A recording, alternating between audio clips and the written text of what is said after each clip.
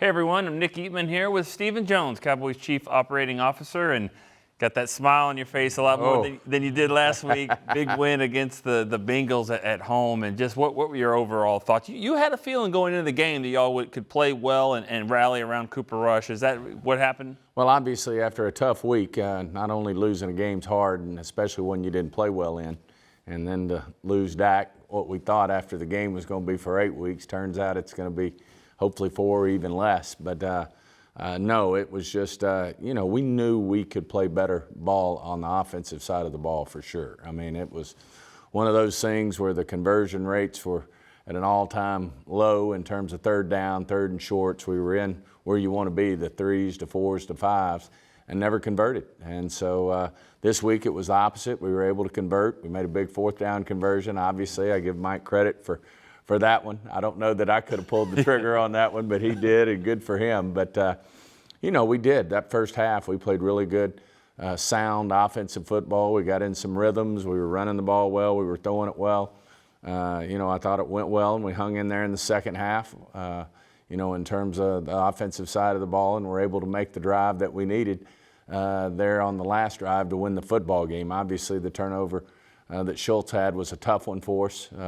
We were getting close to the red zone with a first down if he doesn't fumble that ball. But, that's totally not like Schultz. I mean, he's a protector of the ball. He does everything the right way. But that was a tough turnover for us, but we were able to overcome it. And obviously a big W against a Super Bowl caliber team.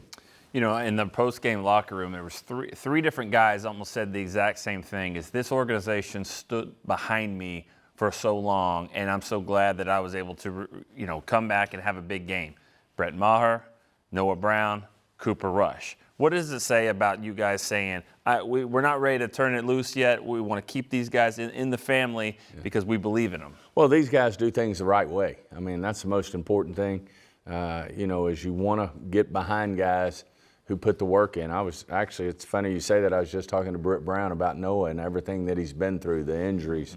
What he's had to battle, to get to this point. And nothing makes you smile more than seeing guys like Noah, guys like Cooper, guys like Maurer, really step up and be a big part of a big, big win. But, when you talk about football characters, those three exude it. And fortunate that they had big moments, all of them, and a big part of why we won that football game. Well, Cooper Rush isn't going to be a guy that's going to tell a lot of jokes and throw a lot of personality out there, even though he seems to have the command of the huddle, and there's something about him. He's 2-0 as a starter. What have you put your finger on what he is when he gets in there? Well, he's got a little more than you think. Yeah. He may not just exude it with everybody, but I've been around him a few times when it has come out in him, and I think the biggest thing is just what you just said. The team rallies around him and supports him. They think he can win the football game for us. He did it last year against the Vikings.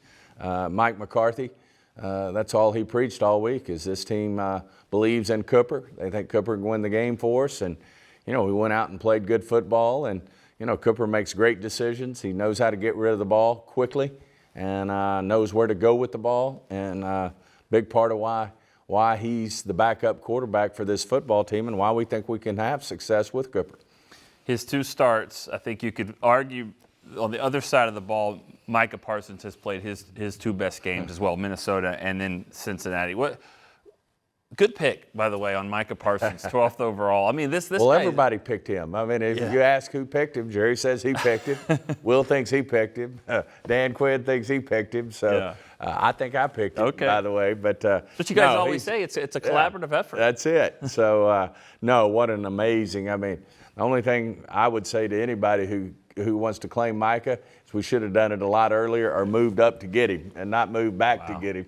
But, some things, sometimes things go your way. But what an amazing football player Micah Parsons is. He's, obviously his competitive nature's through the roof, but then his skill set, he's able to put a great football IQ with a rare skill set in terms of his size and how fast he can run. And, I think he's sub 4.4 in the 40, and it shows up every time he steps out on the field.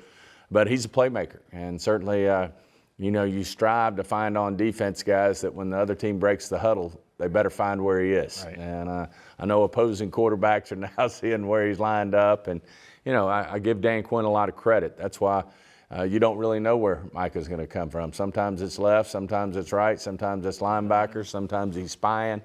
You know, Dan just has a great feel for what to do with Micah, and it's paid off for us, and certainly paying off for Micah and paying off for our football team.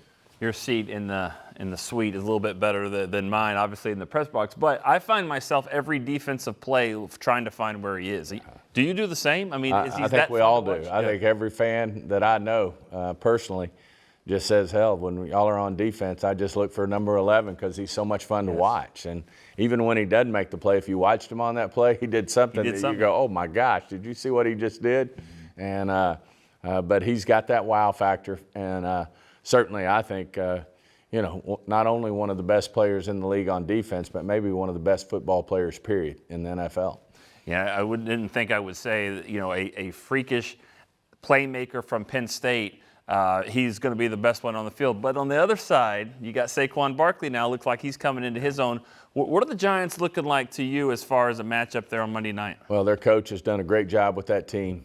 You can see they're playing with a lot of energy. Their play styles, you know, very upbeat. He's just done a great job turning that football team around. They're playing with confidence. They're going to be a tough out. As you said, Saquon's probably one of the more gifted backs in the NFL too, in terms of his, you know, his size and his speed and what he can bring to the table. He's had some, you know, unfortunate luck in terms of his injuries, but he seems to be playing full speed now. And we're going to have our hands full when we go up to play the Giants. It's a division game. It doesn't matter what the records are when you go play, you know, a divisional opponent like the Giants. Obviously, they're 2-0. We respect that. It's hard to win in the NFL. We all know that. But we're going to have our hands full, and but we're ready to go play the Giants. Awesome. Well, we look forward to that. Look forward to seeing those guys out there. Always, Stephen Jones, we appreciate you stopping by. That's Stephen Jones, Cowboys Chief Operating Officer. We'll see you next time on DallasCowboys.com.